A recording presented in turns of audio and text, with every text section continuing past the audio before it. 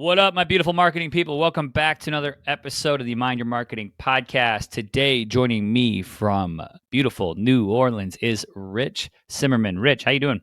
I'm well, man. How are you? Good. I'm excited, man. I'm excited to talk about Ceres. Am I pronouncing that correctly? Series. Ceres. Yeah. Ceres.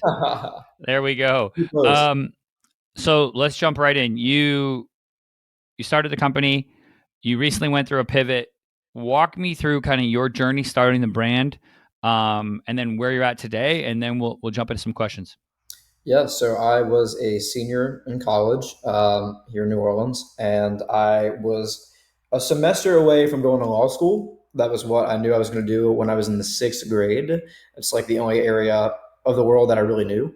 Um, and that's what I wanted to do. So during my senior year, obviously it was COVID year, had a lot of extra time on my hands. Um, and I was studying for the LSAT. Mix that in with it just sucked to be like, secluded and in a house alone. I went back to my parents' house, but still I spent a lot of time alone. And it was also a super depressing time for me and my co-founder. So not to start with the sad piece, but we had a very close friend pass away 3 days before the pandemic. So there's a lot of depression, frustration, seclusion, and that led me back to something that I had not done since I was a child, and I sort of I found a new sweet tooth. So as a kid, I was obsessed with sugar. I grew up in a very small rural town in Louisiana with 500 people, and despite the fact that it was like an agricultural town and they grew a lot of fresh fruits and vegetables, we had one grocery store that sold maybe six or seven fresh goods, and the rest was junk and box goods. And while my family tried to keep me away from it, they thought that sugary cereals and treats were part of a balanced breakfast. That's what they were told. So when I was a kid, I loved sugar. And as I got older, I started to get out of that because as a child, I suffered from some food related health issues and, found other things to eat and found plant based eating. But during the pandemic, and during this tough time, I went back to sugary junk, particularly one box of cereal that I kept buying over and over again that I thought was healthy. It was a fruity yogurt cereal from What's it Trader called? Joe's. It's called Trader Joe's Yogurt O's, and I still think it's one of the best cereals ever made. Okay. But I was like, man, this is, I could be doing worse. So I'd eat a bowl during Zoom class. Sometimes I'd eat two or three in a day. And then I gained 26 pounds, which was really interesting. And yeah, so in the meantime, the stress of studying for the LSAT and all this such. And I remember one night I was like, man, I've got to go on a diet. I was craving like sugary cereal, and I think I just got really frustrated at the world. I can recall the night, and I was like, man, shouldn't a bowl of like fruits and grains be healthy? How is this full of 20 plus grams of sugar? And then I went down the rabbit hole. So I started secretly working on like a healthy cereal concept during my senior year. It's going to be like originally we're going to open a cereal restaurant, like a fast casual insomnia cookies style cereal Okay. restaurant for college campuses. And then I really started to think, well, I don't know, maybe we're on to something. So I secretly took the GMAT, secretly applied to business school after getting into my dream law school and committing to it. And then boom, I decided I was going to throw away everything I'd worked for since sixth grade to move across the country to a town I'd never been, and try to start a cereal business. And we've come a long way since then. Obviously, we pivoted to consumer packaged goods rather than restaurants. Went through a very prominent accelerator here in the deep south, and that's led us to where we were today in a very condensed version, through customer conversation and selling, and that's where we are now. I love it. So today, how many of y'all are on the team? We've got six employees now, and we've got a team of interns. So it's a nice, small but very efficient team. Cool. And then one of the things we talked about before offline has been, you know, money is expensive, right now. And versus in the 2021 to 2022, it was like snap your fingers, VC is coming in, you want to scale, let's go, let's put money on the fire. Brand is important. Let's take Right. over the world. Talk to me a little bit. Are y'all trying to raise? Is it pounding the pavement with VCs? Is it more about finding profitability with the current setup? What's the status of the business? This has been the most challenging aspect of 2023 because in 2022 we could not lose. We just were, I mean, we were raising a very hefty amount of pre-seed funds because we actually didn't have product until January of this year. It took quite some time to master the recipes, to create the product. It is the very first granola with 20 grams of plant protein and no sugar ever, and that took a very it took a lot of trial and error, things that didn't taste so great and yada, yada, yada. But the market for plant based snacks was it was growing so rapidly. And it was so clear to us that there was a missing gap here because everything was in shakes and bars and traditional formats. Nothing was in snacks like granola. And we really sold that because we had a great plan. We still do. But in 2022, investors saw that. We raised through angels, through people that really had faith in our story. Because most importantly, we were raising out of Louisiana, out of New Orleans, and we are not known to build, these rapidly growing startups in the past. But in 2021, everything changed. We had our first sort of unicorn exit in Louisiana, and we had $1 billion of exits in 2021 in New Orleans, and we sort of got on the national scale. None of that was CPG. All of that was software and tech, but we still saw the opportunity and the momentum. So we joined Idea Village, which is sort of comparable to Techstars or Y Combinator for the Gulf South. That's a very prominent accelerator, and they helped us understand our financing needs. And we started raising. And then we won the largest single event pitch competition in the Gulf South, which was over 100 grand in cash and in kind in 2022. And then we won the AWS University Startup Top Physical Consumer Product. And people like winners. So we were able to attract more investment. We Right. have a profitable product in theory, so on and so forth. And 2022 was great. And then we hit 2023. Uh, and it could not be more of a different story. So, despite the fact that we built what seems like a very premium, great brand that was largely bootstrapped, despite the fact that we've got sales and return customers and all these great things, we have had really hard times accessing capital, especially here in New Orleans, where there's been a big sort of, things have kind of cooled down. But in general, CPG has just sizzled out seemingly in the hearts and minds of investors in 2023. The capital downturn has been drastic. And I'll tell you, the moment that really challenged all of this was just a couple months ago in May. We competed at the Rice University business plan competition, which is the largest collegiate competition in the world. It's over $2 million in prizes were dished out this year, and there were 400 original applicants, 40 companies selected as finalists, and we made the top 14 as a semifinalist. Yet we came home with $0,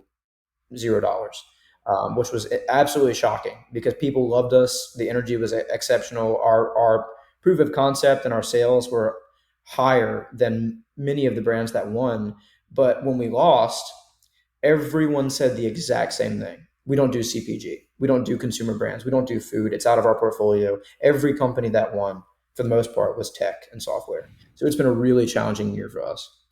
Yeah, it's interesting. There's like it's like for all the Game of Thrones fans out there, it's really been 2023 has been the Red Wedding of It really has CPG. been. And I mean that in a way where I mean I remember the .com bubble, right? Okay, I was a young kid, but I remember my dad coming home and like all these websites that were just like never had profit and they were living fictitiously on investor money.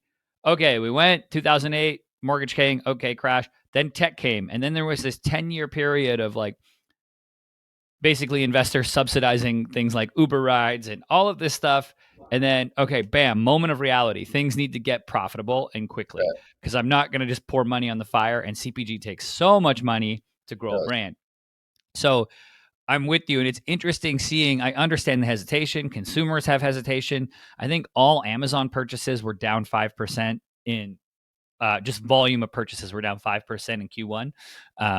Could be more, but uh, it's like, it's interesting to see, okay, and what does that teach or what does that make? And I like to think of the whole like pressure makes diamonds type of thing that, Right. okay, this is causing founders and everybody to like sniff reality a little bit to go, okay, we need to find a way to get profitable way sooner than we thought. We need to get our cogs down. We need to like operate this in a way where how do we get sales? Because the brand and having like a million Instagram followers can come tomorrow. We need people actually purchasing. So Exactly. how do we do that, and how do we balance that? Um, because 2022, 2023, it was let's pay to go to every trade show and make the giant booth and have the Right. $50,000 booths and this and that. And it's like, okay, whoa. How do we stop the bleed, right? Um, so I think that is an interesting thing. Out of that, something we talked about offline, and I want to kind of get where your head's at with this is shipping being a really hidden for CPG, not a hidden, but something that's maybe overlooked Right. as a significant cost center. Just walk me through your experience. I guess like where you're shipping to right now and how Right. that is affecting, really on the cog side of thing. Yeah, I mean, I still firmly believe that direct to consumer is the future of CPG. And we talk about 2020, 2021; those were the years for consumer packaged goods brands. I mean, Magic Spoon being a great example of something that was founded pre-pandemic, 2017, but blew up during the pandemic and raised a record-breaking round of capital. Olipop being very similar. These were brands that were direct to consumer or digital native brands, two of my favorite brands, by the way. And we studied those brands when we founded Ceres, because we saw the opportunity there. When you start talking retail, no matter what the brand is, no matter whether or not you have the capital for it, so on and so forth, you're talking a heavy bleed, I mean, yes, you're going to be visible to so many more people. It's going to give you credibility, but you're going to have to pay for shelf space. You're going to have to pay slotting fees. It's going to be so much that you are out of control. But as a direct to consumer brand, you're in control of so much more, without shipping. So, even in 2020 and 2021, shipping costs were far lower than they are now. And that's where Olipop and Direct and Magic Spoon and other DTC brands, they thrived. But when they got access to more capital and shipping costs started to really, really tear into them, you saw both Magic Spoon and Olipop become staples for shelves. You can now buy Olipop at Walmart, something that in 2020 would have seemed off the wall. That a Right. high end luxury prebiotic soda would be selling for $2.30 at America's largest grocery retailer, or Magic Spoon, a sort of cult following protein cereal that got trendy on TikTok, now at every Target in the US. But I think that shipping probably played a role. For us, we love direct to consumer for a number of reasons. A, it allows you to still, find your product market fit. B, it allows you to test whether or not your product is in demand. C, it allows you to communicate directly with customers and figure out what they like and don't like. And that's what we have done. All of those are great pieces of direct to consumer. The worst piece, in my opinion, has been the shipping. It is sort of a hidden, unspoken piece. For us, the majority of products that we ship are far out west in states like California, and we're based here in New Orleans. And while we use the most cost efficient and time efficient shipping providers, USPS is still outrageous. Things are very Yep. expensive to ship, and we don't have a heavy product.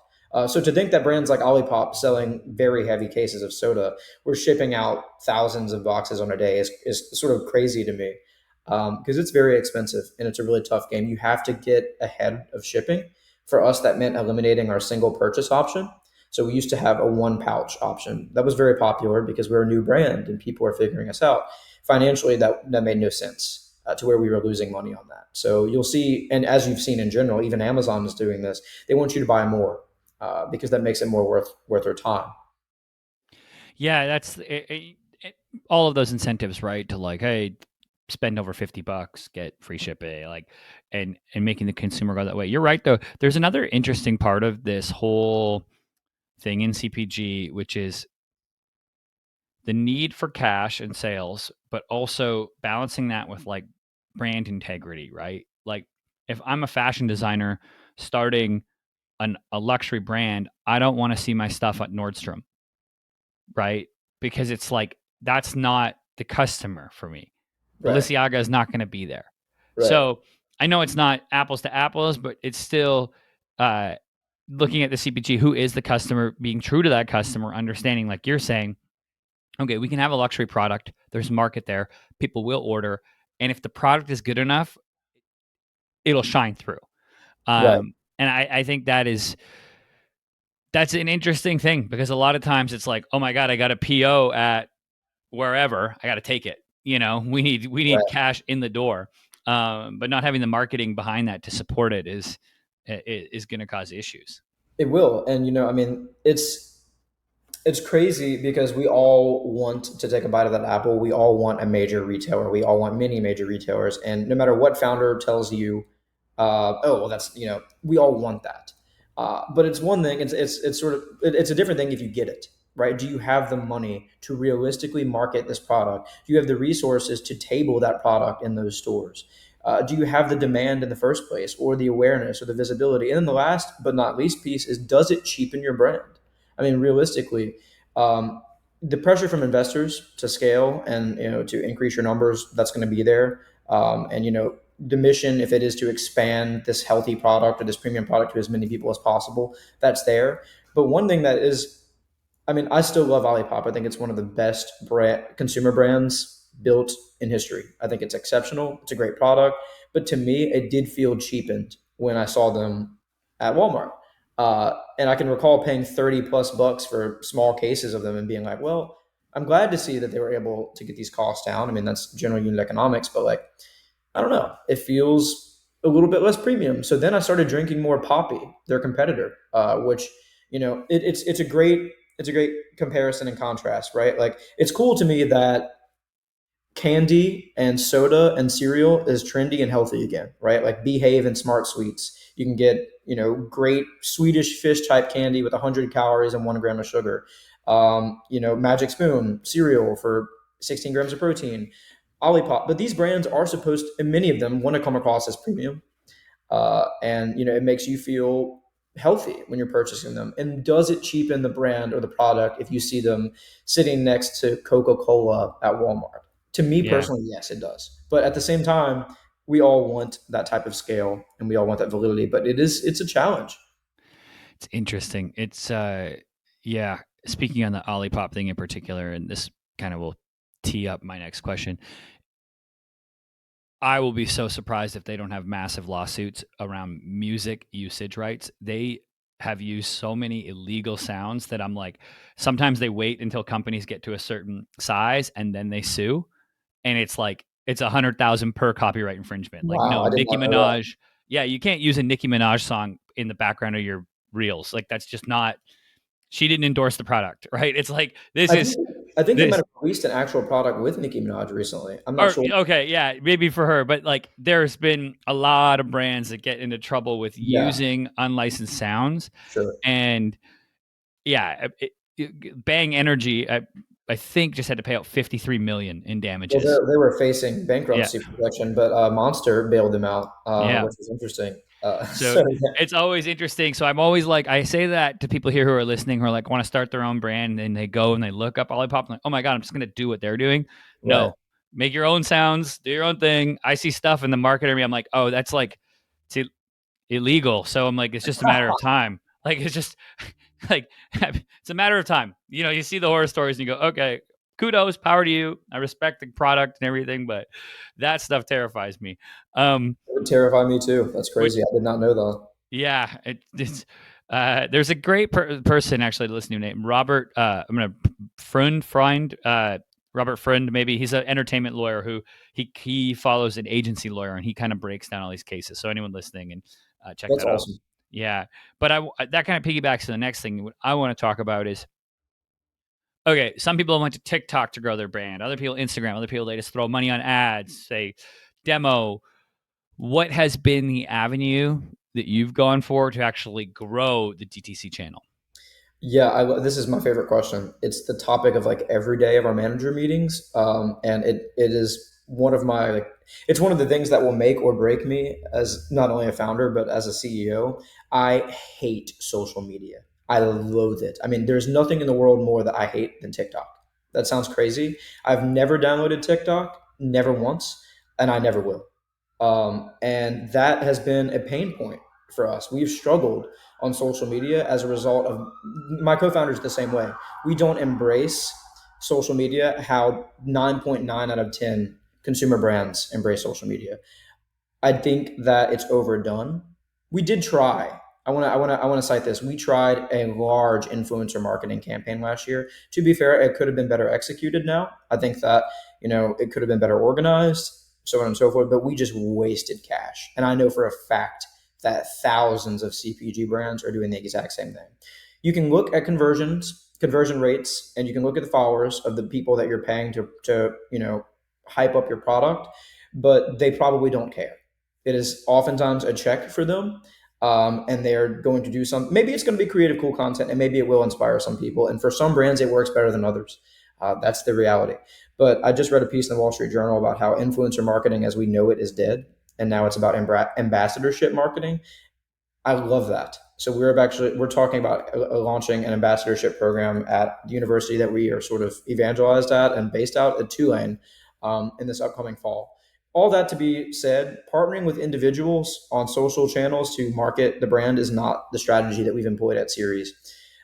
We are much more so focused on traditional marketing, and that sounds very odd, but I think that there's a nostalgic aspect to that. Billboard marketing. We've really enjoyed the way that Oatly has marketed to customers in cities like San Francisco and such, with restoring the sides of old buildings. We've taken out a few billboards, which has been interesting, and seen some results with that. But also, I love SEO. I love Google. We have what I think to be one of the best SEO guys you can ever find. His name is Nigel Guile. He's based out of Canada, and we have done very well with Google Ads. It's very very tricky. Every brand thinks that they can have a Google account and just pay a couple $100 in ads, and that will solve the issues. I thought that. Nigel helped us understand that that is not the way. Google is a force that must be mastered. It takes a long time, at least 4+ weeks, for the algorithm to get to know your brand. In our case, it's been longer. Every time you change things on your site, every time you make adjustments to your product offerings, that's a reach week. Google is changing its language every month. Like, merchant ads are going obsolete in September. So when you Google, you will no longer be able to be hit with 1,000 products to buy at the front. There's a new sort of force behind that. And we've enjoyed the SEO route because we do well in that. I mean, our value propositions allow us to thrive in SEO. When you search whatever it may be and you come across something that has 20 grams of protein and no sugar, you're probably interested. Unless you just really hate healthy foods, that attracts you. But the same may be different for like a hair care product that is more focused on like aesthetics, or a beauty product. They may not have as much success in SEO. They may rely more so on you know users talking about their experiences on Reels and TikTok, because video is dominant in our space. And to be honest, we haven't thrived there. So I'm open to it, but I think my personal disdain towards social media and my appreciation for like face to face marketing, and sort of just different approaches has been what we focus on. Yeah, it's interesting. It's funny you bring up the influencer bit. Actually, our newsletter for this, the Mind Your Marketing newsletter, went out yesterday, but it was all about how influencer marketing isn't dead, but it's changing, and it's much I more. saw The that. argument we made is, which is what we believe in and do, is hiring a series of creators to create for your account. Don't pay to be on their feeds. So you hire great creators to come in, and there's some amazing people out there. I like Um, that. and then two, if you're going to pay any influencers, you just pay them for product placement. We don't need an endorsement. I just need to show them, like, get ready with me in the morning, and Ceres is there, and they're just pouring it in, and that'll cause enough intrigue. And doing that kind of more consistently than like, hi, get my favorite tea that Right. make you lose weight, or whatever the fit teas, and like that component. I agree. Consumer fatigue is through the roof when they see that. It's played out. It's tired. Um, so looking at different ways to actually bring creators in, and giving the brand the shine, because a lot of companies also, their influencer or their celebrity partner is bigger than the brand, and then that becomes an issue because the brand gets lost in the content when I I agree just with want. that. And So for us, the one thing that I do find to be most interesting and the most rewarding part of influencer marketing is athletes. Oftentimes, if you find the right athletes, especially when you have a 20-gram plant protein, no sugar, 4 carb, clean product like we do. Athletes real you've got to find someone that cares and that really like appreciates the value proposition if you are going to work with them. And that has been a great win for us, though we still have a long way to go. Rather than just a person that wants to make a couple of dollars. I will say this: I found a tool recently that we have started using that we love. It's designed for smaller CPG brands. Really, it can be anything, but it's called Social Cat. Have you heard of it? I have not. No. Not to give them free press, but they deserve it.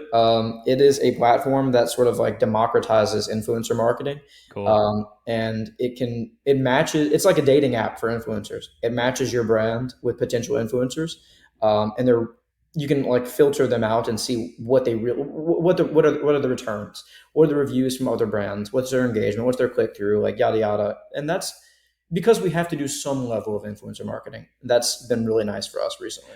Yeah, it's so funny. Like, if you find people who fit the brand, I love it. But I've been like screaming it from the mountaintops where I'm like, the product placement, also product seed different communities. So Right. I'd rather take like something like this, right? Plant protein, 20 grams, no sugar. And I'd go find run clubs in every city and be like, hey, we're going to give every member of your run club this because those people, they may not have social media, but they're the person that in their families, everyone in their family asks them, hey, what should I be eating? They Exactly. have real influence, right? So I'm like, that type of stuff, like, it's what RX Bar did with CrossFit. It's what Cliff Bar did with cycling. It's just understanding I'm going to seed this community with all Right. of this. And that's the plan, just tripling down, getting to know that community's pain points. And I think that is still, it's untapped because it takes focus. And a lot of times we as founders and we get in our brands, it's just like distracted and this marketing, that marketing. Oh my God. And Exactly. it's like, just if we can, I believe, serve the one community and like really serve that community, get to know their pain Right. points, that can be such a great unlock. And Um, for us, I agree completely. We test. I mean, like, our brand was really built at Tulane here in New Orleans, which uh, prior to last year was not known for its sports. I want to like take a second to brag that like we partnered with Tulane football and athletics, and before Tulane football was nationally recognized, which was great. But we've been using partnerships there to test the validity of partnering with athletics on university campuses. Because I think that that's a great path for us. A lot of our customers are younger in those 20s.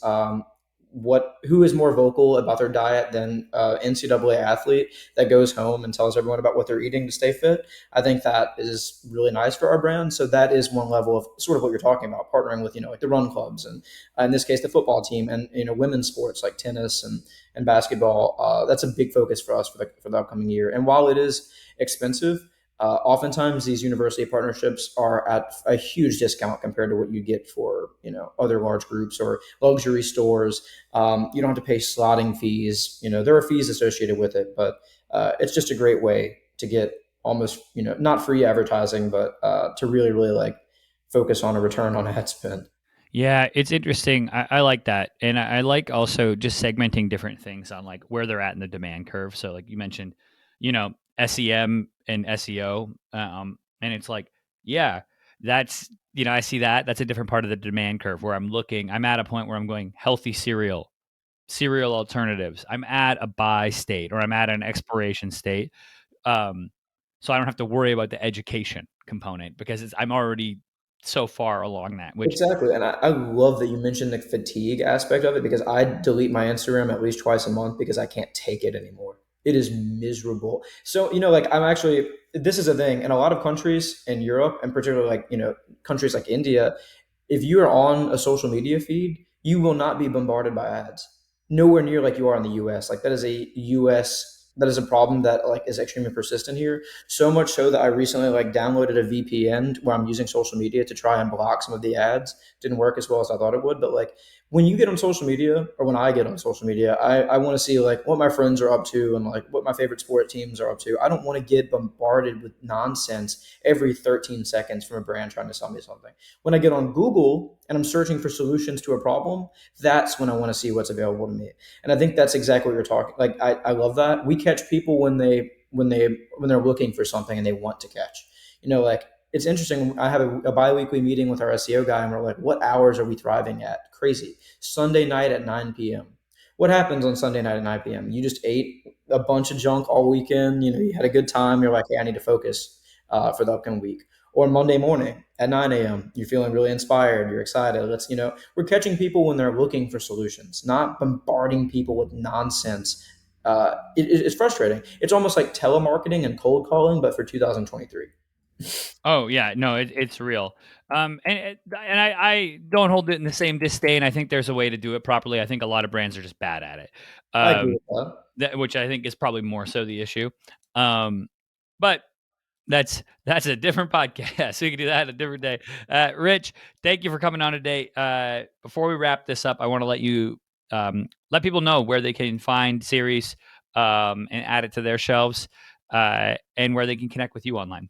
Yeah, thanks, man. So, I mean, Enjoy Series, we offer a revolutionary granola. I mean, it is the only granola with 20 grams of plant protein and no sugar, four carbs, vegan, gluten free, non GMO, and sustainably sourced. And the best place to find it is enjoyseries.com.